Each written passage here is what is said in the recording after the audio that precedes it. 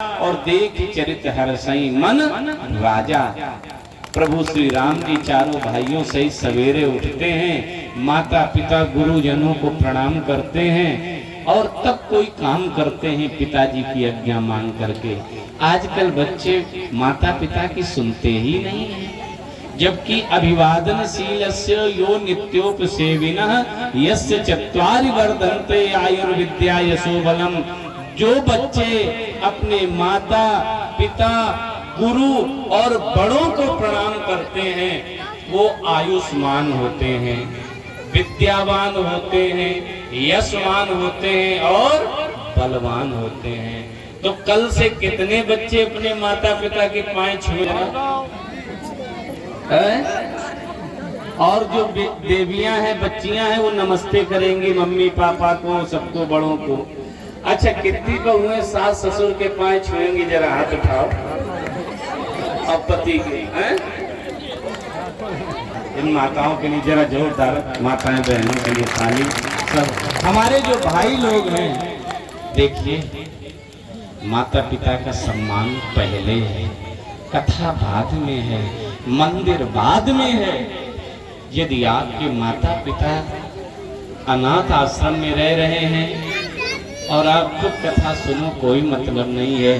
पहले अपनी उस माँ का ख्याल रखो, उस पिता का ख्याल रखो जिस माँ ने तुम्हें 9 महीने गर्भ में रखा है, न सही से बैठ पाती थी, न उठ पाती थी, न खा पाती थी सही से, और जिस समय जन्म दिया उस समय माँ को अपार दुख होता है। भागवत जी में लिखा है, कुशुतौ दारुणं दुख। जन्म देने के समय जब बच्चा को पैदा करती है माँ तो अपार पीड़ा होती है, और इसके बाद भी रात रात भर गीले में लेटती है और तुम्हें सूखे में लिटाती है। फिर बड़े होकर के जब बच्चा माता पिता को दुख देता है तो उसको बर्दाश्त नहीं होता है, उसे वो सब याद आता है, तेरे लिए मैंने कितना त्याग किया और तू दोगला निकल गया। इसलिए घर का जो आपका मंदिर है वो माता पिता हैं। पहले माता पिता की सेवा करो, उनका ख्याल रखो, फिर समय निकाल करके मंदिर जाओ, फिर भगवान की कथा सुनो। देखिए, कुछ भी करो सब कर मत खगनायक यहाँ, करी राम पद पंकज नेहा। अपने जितना भी समय मिले, भले 2 चौपाई रामचरितमानस की पढ़ो, जरूर रोज पढ़ना चाहिए। भगवान के प्रति प्रेम होना चाहिए और माता पिता का सम्मान पहले है।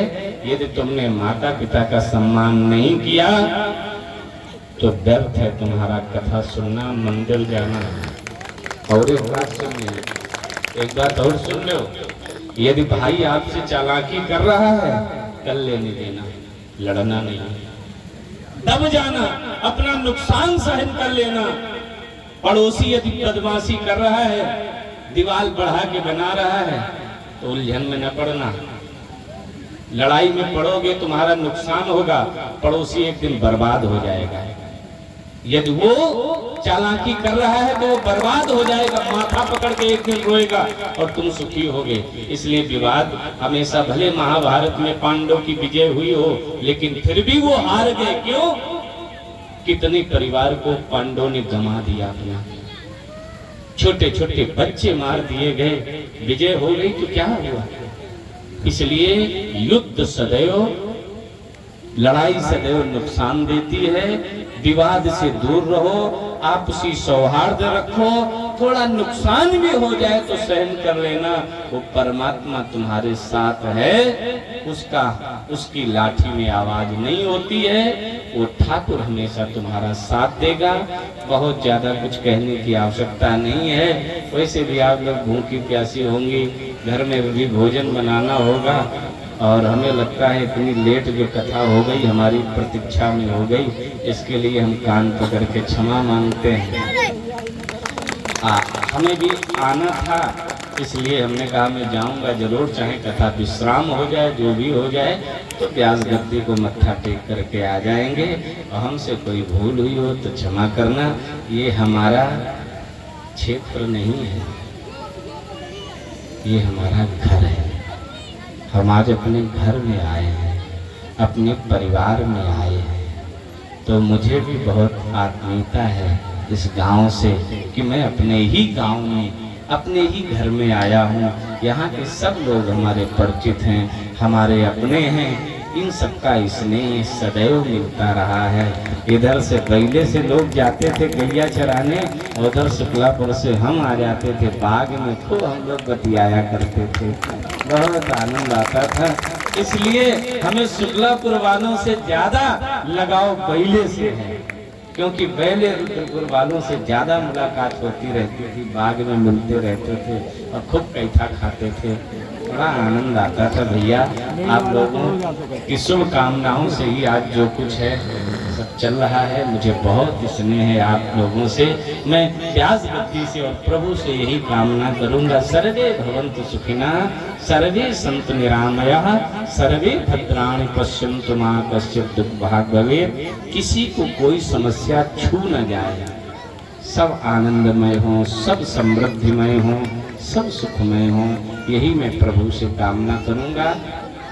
इसी 15 नवंबर से 21 नवंबर तक दीपावली के बाद हमारी विशाल श्रीमद् भागवत कथा अकबरपुर में जनकपुरी मैदान है, रामलीला ग्राउंड है कानपुर देहात में, वहाँ कथा है 15 तारीख से। जो आपके नाते रिश्तेदार वहाँ रहते हों उनको बता देना, या आप लोग आइएगा। कथा में विशाल जन समूह होगा, विशाल यात्रा निकलेगी और बहुत आनंद आएगा। आप लोग आवें। जो हमसे जुड़ना चाहें, हमारा पेज है फेसबुक पेज शिवाकांत जी महाराज, उसको आप लोग फॉलो कर सकते हैं। यूट्यूब चैनल शिवाकांत जी महाराज सब्सक्राइब करके हमारी लाइव कथाएं देख सकते हैं। मेरी शुभकामनाएं हैं, जब कभी आप बुलाएंगे हम कहीं भी होंगे सब छोड़ करके पहले यहाँ आएंगे। मुझे बहुत अच्छा लगा और लक्ष्मी भैया का बहुत साधुवाद।